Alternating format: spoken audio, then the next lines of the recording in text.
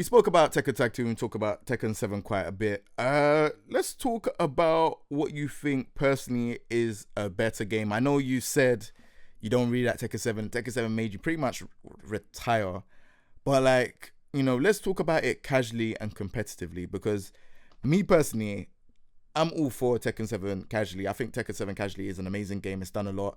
The sales keep rising. More DLC that they've done, the sales keep rising. I do feel like there's things that they could have done better. But as a casual game and bringing in, DLC, because remember before Tekken Tag 2 had DLC, but that was just like, hey, you get these characters, you're done. Go ahead, go and play the game. Yeah, exactly. This now Tekken 7's like, yeah, we're gonna improve the game. They added, the rank system. They got a new Tekken God Omega. You can see the rank bar now. They've constantly tried to improve things. So I definitely, again, I give them my full support on that. Obviously, the game on a competitive level, like, we've like, I've seen something recently about slow motions changing depending on what moves you use and stuff like that. So, certain encounters act differently for slow motion. Yeah, so there's loads of these different things. Characters having, for example, Geese parrying you and then doing like close to like basically deleting your bar. However, I do agree with it because Geese used to do that in SNK. Let me not say that because I feel like the whole of my comment section will grill me for this. But now you're a Geese fan, huh? I see it. Listen to your Geese fan. No, wait. Let me get my point across. You shouldn't be doing the mid if you know Geese has bar. But it kind of defeats the whole object. Do the mid. I'm playing Tekken. What do you mean I shouldn't do the mid? Bro, if I got a bar, you know what he's about. It's like, for example, Mishimas, that they're about wave dashing and doing either the hell sweep. If we talk about Devil Jin and Kazuya, they're going to do hell sweep. They're going to try and confuse you with a mid, or they're going to do God Fist. We know this. Right. Like, this is what they do. Mm-hmm. If you whiff against Law, he's going to do 3+4/4. You know this. Right. With 2D fighters, you don't, like, outside of them having bar, they don't really do that much outside of maybe Geese because his jab is really good.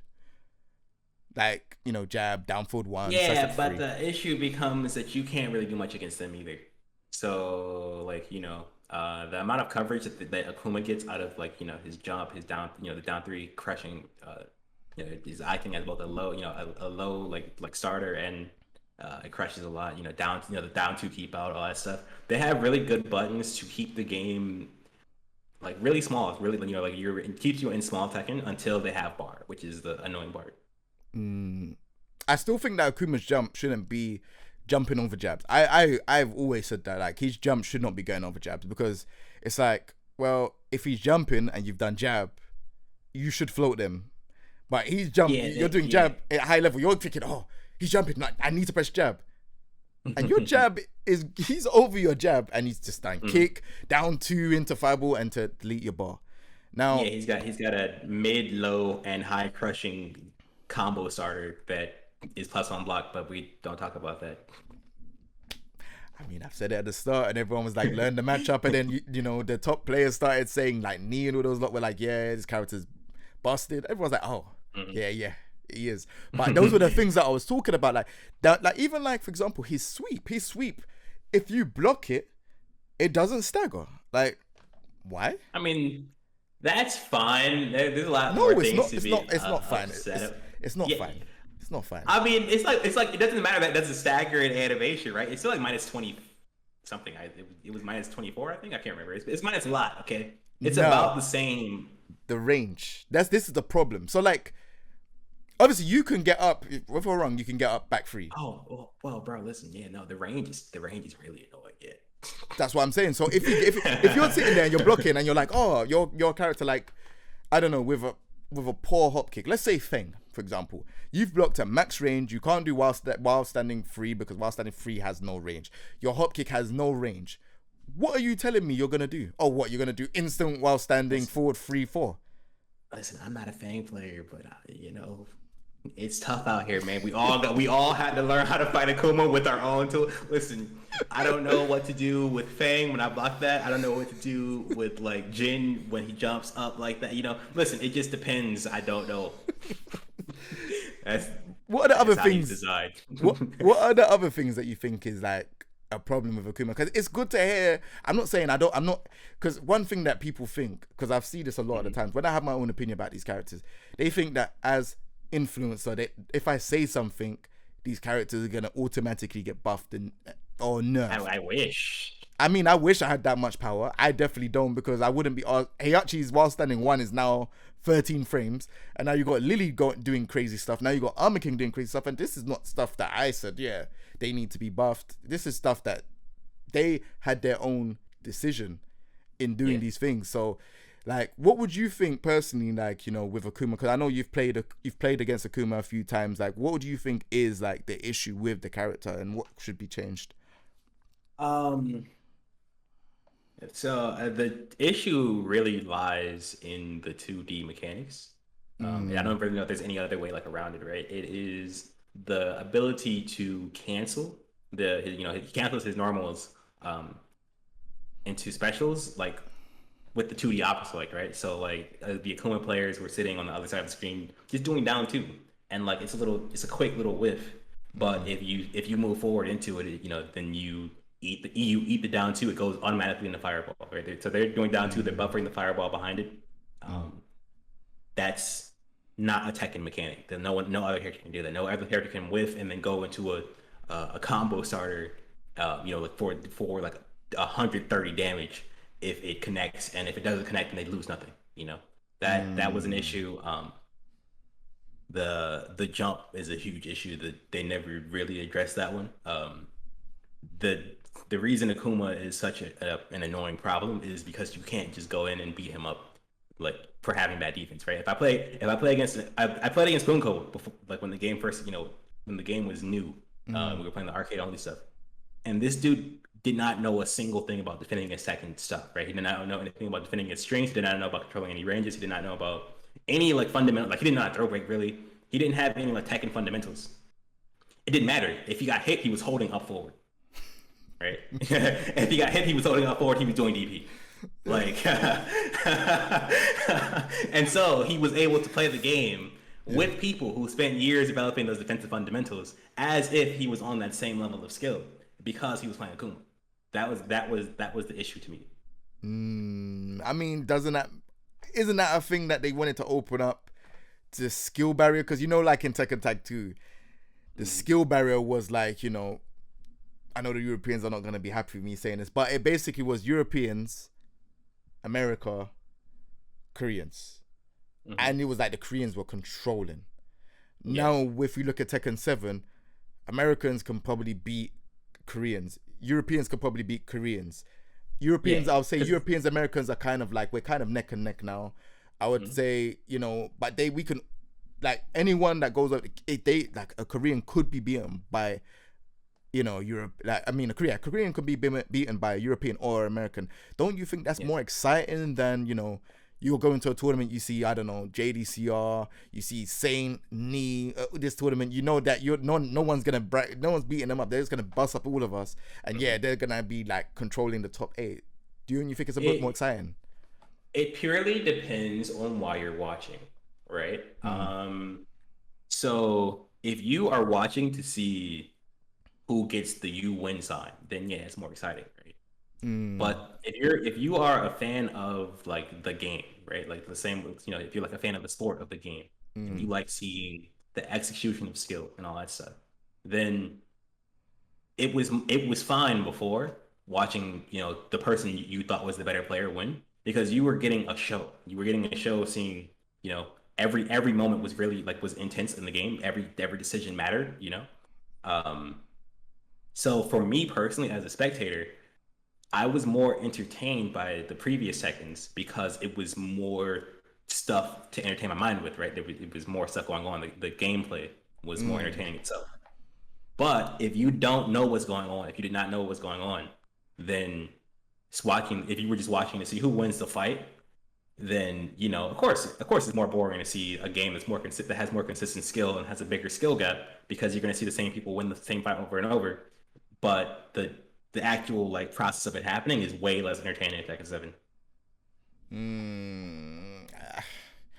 I feel like your view on it is definitely different than the way how I look at it. Yeah. So, Yeah, I mean, I would say Tekken 7 overall is a better spectator game, right? Because the mm, average spectator is not looking for the things I just mentioned, right? They're not watching for the gameplay. They're just watching to see, some people get beat up. They're watching excitement, right? Like, oh, I'm nervous. He's low on health.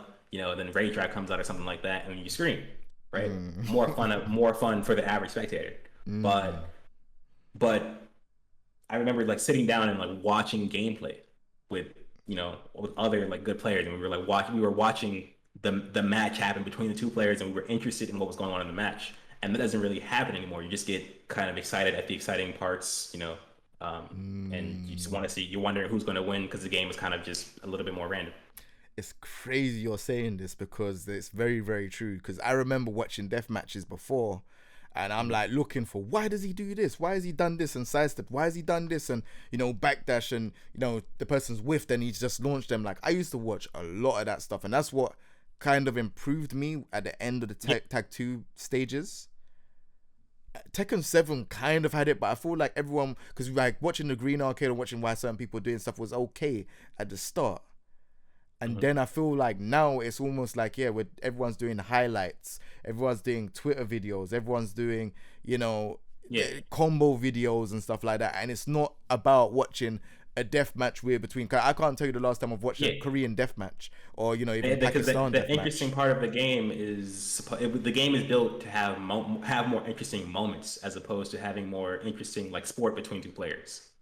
Mm.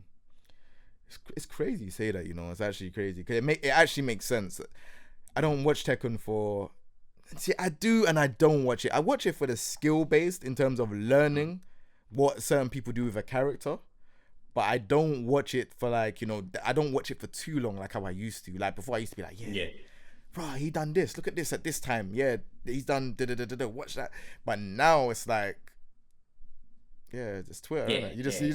You just look at Yeah, the yeah, 10, 20. exactly. Yeah, exactly. Like I made a video. Like I think the last video I made was like a Tekken 5 video, where I like broke down like Hyudan versus Knee, Mm, and people love that, and they were like, I didn't know if like Tekken could be like this was going on in these matches and stuff like that. yeah. And they asked me to do something for Tekken 7. I'm like, bro, I can't do that in Tekken 7. There's nothing interesting happening between two players in Tekken 7. There's that type of spectating is gone. So do you feel like you can't kind of like look at Tekken 7 like this? Do you feel like now Tekken 7 is a lot more random? So the way the game is built, a lot of the small advantages don't matter. They don't play out. They don't matter. You can do things. You can say, hey, I'm going to always down for one him when he does that, and he can just ignore it, right? And what that Mm, does for the gameplay is, or like for the active gameplay, you can kind of fall asleep on a lot of things and focus on your big moments if you can get those. mm, Um, and so there's a lot less. I don't know what's the word. A lot less focus or meticulousness in the gameplay. People are you can be a little bit less clean and still get mm. still get the win. And so a lot of the gameplay you'll see between two players is less Fundamentals. involved. Yeah, yeah, yeah. Like less fundamentally like involved. They're less focused on the small things.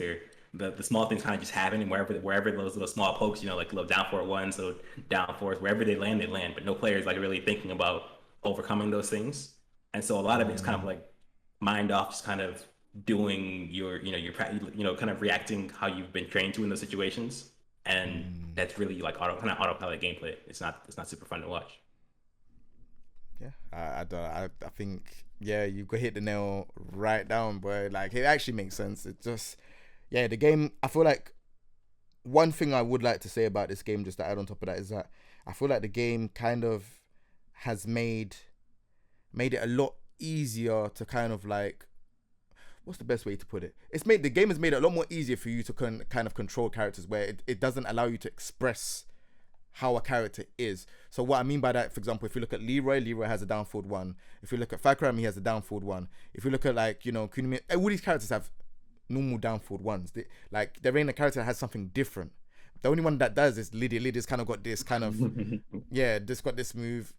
It's kind of different. And I like that. I'm not going to lie. I like it. The range and everything is a bit suspect and whatever, but it kind of says, all right, well, look at all these new characters. All these new characters have pretty much the same kind of down forward one. They have the same kind of like, 1, 2.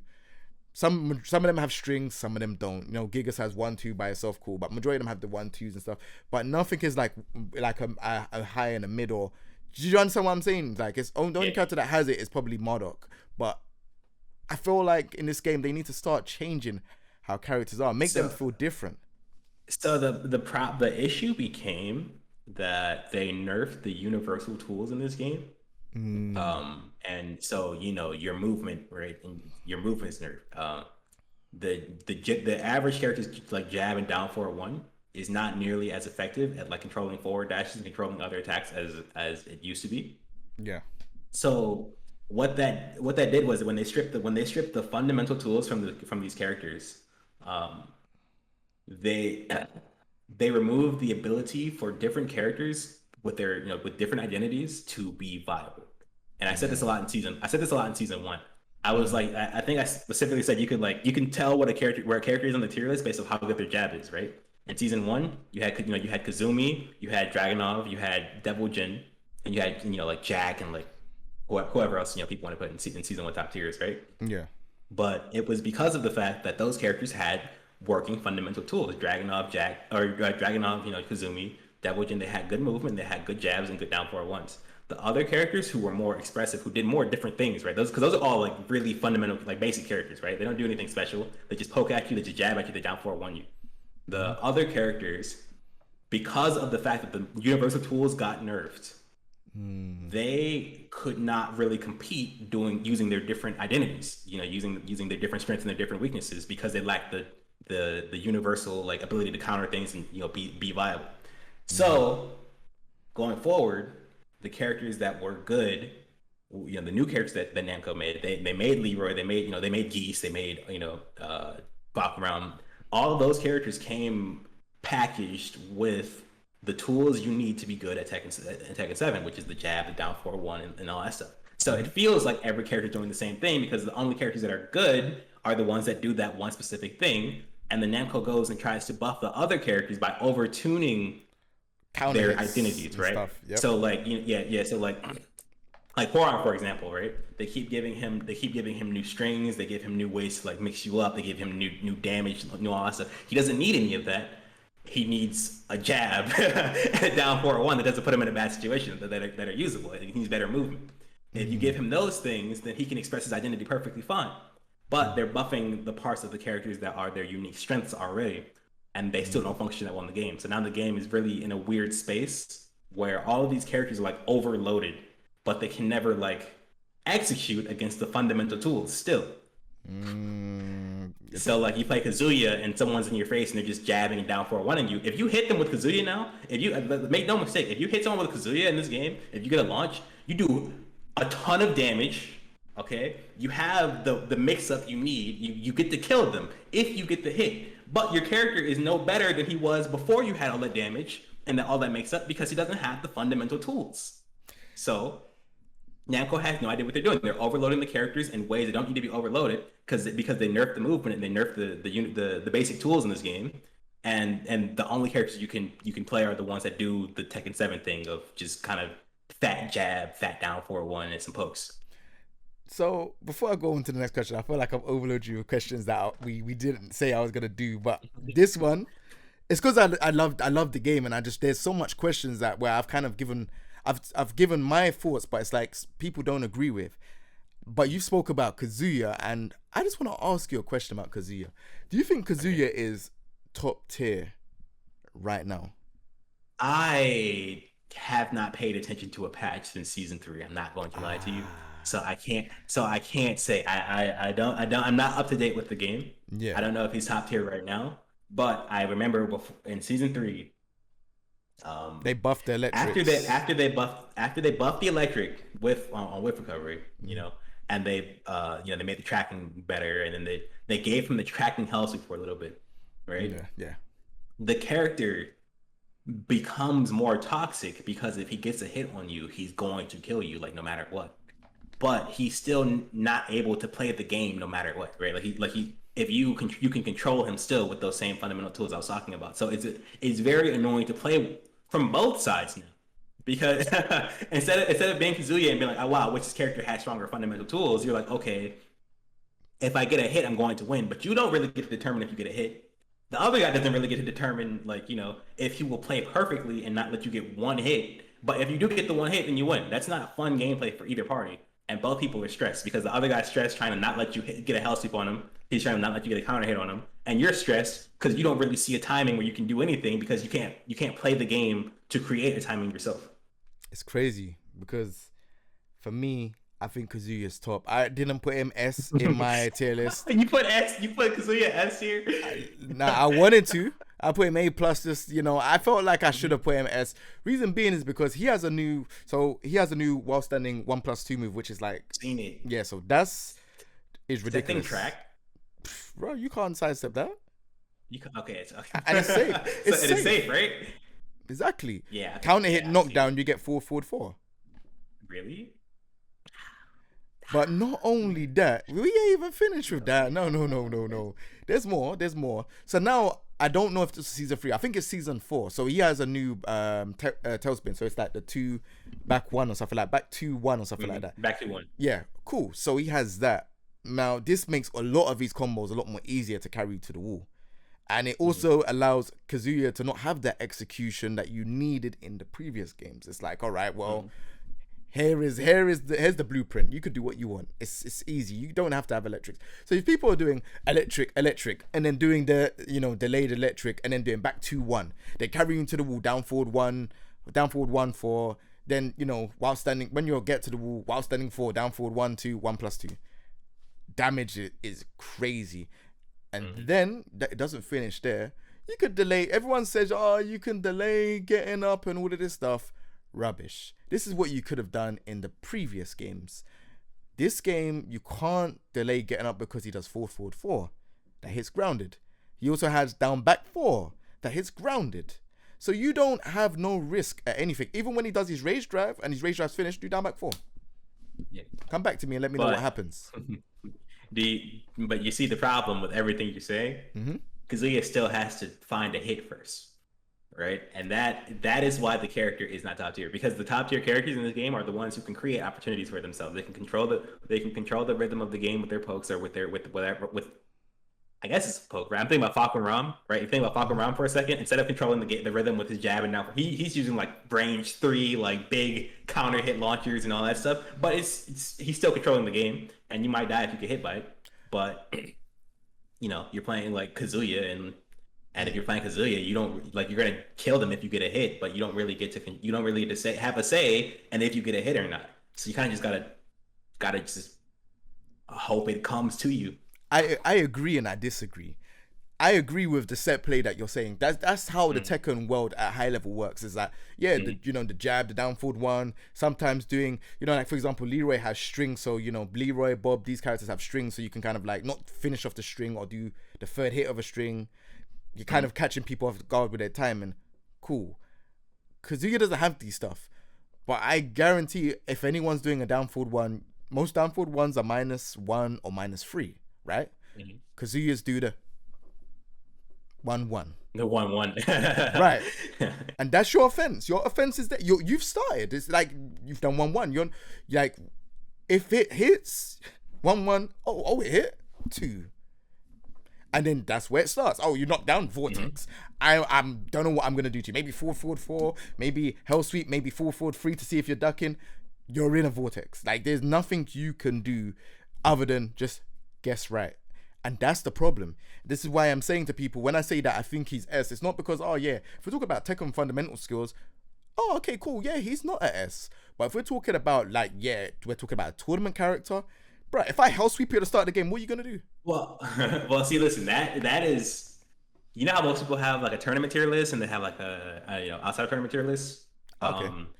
Like a long set type of tier list, and then I have consistency tier lists, right? And I have upset tier lists. Okay. And what I mean by that is that if I'm playing another good player and I'm playing Kazumi or something and he's playing Kazuya, I'm happy, right? Because if he was playing another character, he would be, using the character's tools like, in a really threatening way or whatever. However, if I'm playing against a bad player, I would want him to be on I would want him to be on Law and not Kazuya. if that makes sense. I would prefer a bad player come at me with the fundamental skills than the Kazuya thing, because the Kazuya thing, if I can outplay the other guy in Tekken. I know that he can get a hit at red. Like he can do that. It's Now, crazy. if I'm fighting me, I would prefer me to have to get that random hit than for me to come at me with some character he can control the timings with, and he can play high level Tekken with me. However, I'm more scared of a bad player if he's playing Kazuya than if he's playing Kazumi.